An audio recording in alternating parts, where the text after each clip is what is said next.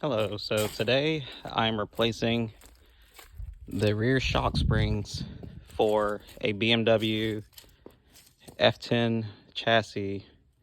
This will be the same for a 528, 535, 550i. So basically what's going on is, here I'll show you what that is in a second. Those are the new springs. So whenever this trunk goes to open, it will come flying open very furiously if I let this go, probably enough to injure someone.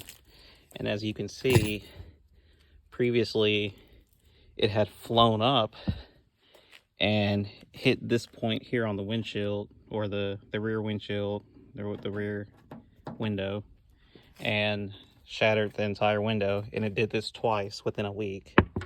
So after the much annoyance, I decided, okay, well, there's an issue here. Let's go ahead and fix that. So what you have to do to repair this is replace the dampers for the trunk, which supposedly are left and right specific.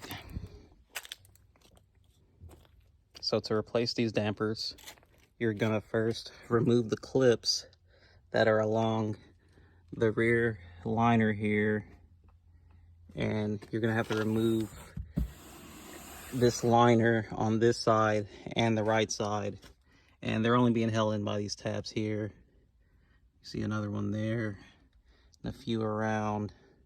So I'm gonna work on those. I think it should be maybe 3 or 4 per side, and then we'll talk about it afterwards. Also, I do want to note that there are some tabs on the top as well. One right there and one up here. Removing these are as simple as putting a flathead screwdriver behind the tab in the front and pulling out. This little piece right here will come out. Then you have to, of course, use your flathead and then pop that one out. That should have failed. Okay, so once you have these tabs pushed back or pulled out, you should be able to just pry down to access your old spring. Here's this one on the left side. So what I've heard is you just pop this side out. That's just a socket in a joint that you just pop out on this end at the rear of the car. And then this one over here, see if I can get a good view of it.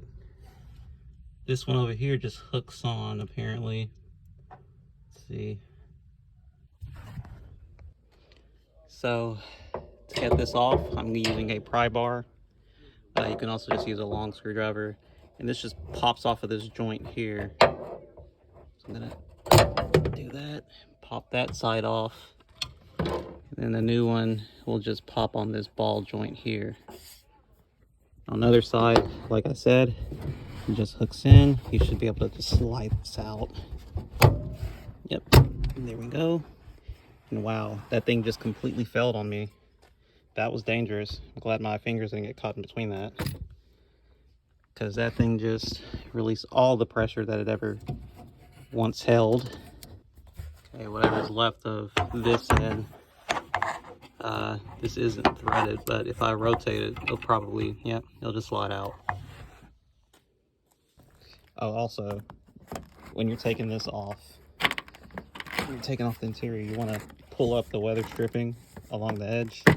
And this is gonna help you a little bit be able to pull back the cover and expose where you need to work. Now, this is slotted right here, so you're gonna have to pull this part back away from here, if I can get it. Okay. And that will expose where you need to work. So they kind of look identical. Let's find out. This one's probably gonna fail too, so I gotta be more careful. So I want to just say something for a disclaimer. So if you remove both of these shocks, the trunk will fall. I didn't know that. I probably should know that before. So you're gonna want it to make a prop rod or something to help the trunk. You can use a pole for a jack or something. I just use my pry bar here. I'm gonna put this here as like a secondary, kind of keep this off of my head, just like that. I'll put it there, between there, just for a second fail safe, because trunks hurt. So these joints can be a little hard to push in. So I have greased this with petroleum jelly to kind of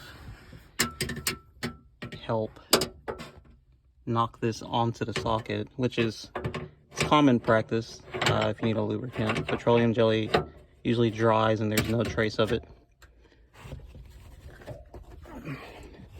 So we're gonna try to push this on, then hinge the other side.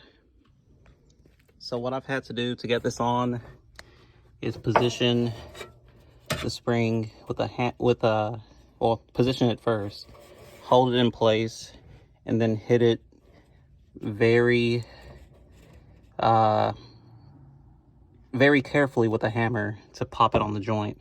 You can either do this or you can use adjustable vices to kind of clamp on one side here and another side on the other end. You can, you know, try to pry it into popping on, but I found it easier to just use a hammer. Just, you know, position it in place and give it a nice firm hit, dead center, and it should pop on. Okay, so I have both sides in, and one thing I did find is that it's definitely easier if you leave whichever one of these is still working. I don't know, some people have different situations. If only one of your shocks failed, whichever one failed will look like this once you take it off. If the other one has not failed, you want to leave that in place just to hold your trunk, you know, save yourself a lot of trouble, you know, trying to hold the trunk up. You can just leave one on there, the one that's working. You still want to prop it up just, you know, for a fail safe, but getting the new one on, it's easier if you first slide the back end over the hook. So you're going to slide it on that hook on the back first, and then you're going to get some grease this joint up really nicely, hold it in place, and then take your other hand and, you know, just hit firmly with a hammer.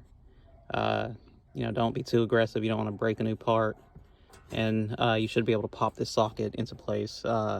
You'll know when it's in place because it's going to be a lot firmer than being able to, you know, you won't be able to rotate it or anything. It'll be tight in place. So now the result of that, the shocks work. And this does not come flying up anymore. So there you go. So after you're done, you should be able to just, you know, pop this without having to worry about it shattering your window. Just like that.